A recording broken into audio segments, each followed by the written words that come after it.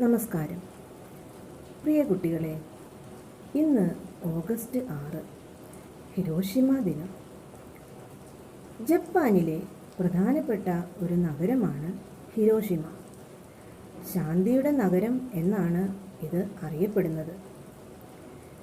75 വർഷങ്ങൾക്ക് മുൻപ് രണ്ടാം ലോകമഹായുദ്ധകാലത്ത് അവിടെ ഒരു സംഭവമുണ്ടായി. എന്താണെന്നറിയണ്ടേ? ഈ വീഡിയോ കണ്ടു നോക്കൂ.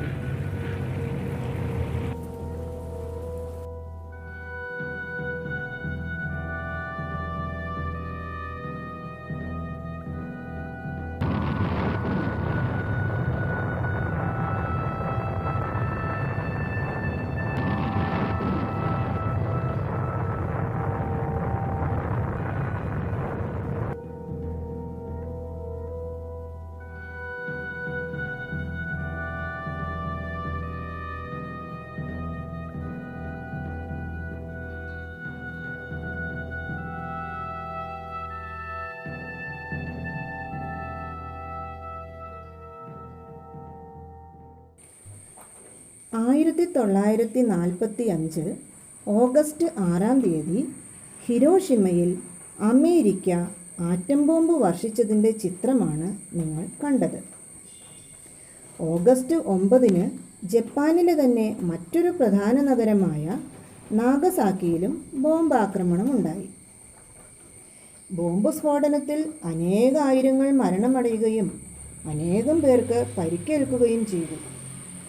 അണുബോംബിൽ നിന്നുണ്ടായ റേഡിയേഷൻ മൂലം അനേകം കുഞ്ഞുങ്ങൾ രോഗികളായി മാറി.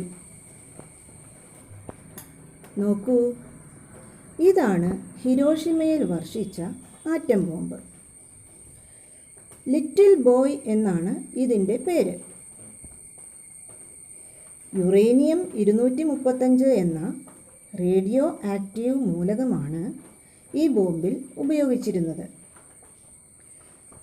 എനോല ഗേ എന്ന വിമാനമാണ് ബോംബിടാൻ ഉപയോഗിച്ചത്.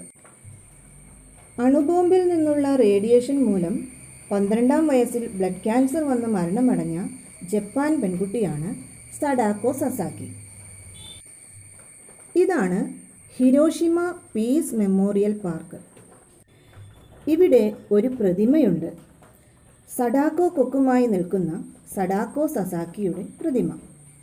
എല്ലാ വർഷവും ഹിരോഷിമ ദിനത്തിൽ കുട്ടികൾ ഈ പ്രതിമയിൽ സമാധാനത്തിൻ്റെ പ്രതീകമായ സഡാക്കോ കൊക്കുകളെ പറത്താറുണ്ട്. ഇനിയൊരു യുദ്ധം നമുക്ക് വേണ്ടേ? നമുക്കും പറത്താം സഡാക്കോ കൊക്കുകളെ. എങ്കിൽ വാ. ടീച്ചർ, ഞാൻ സിദ്ധാർത്ഥ് അനീഷ്.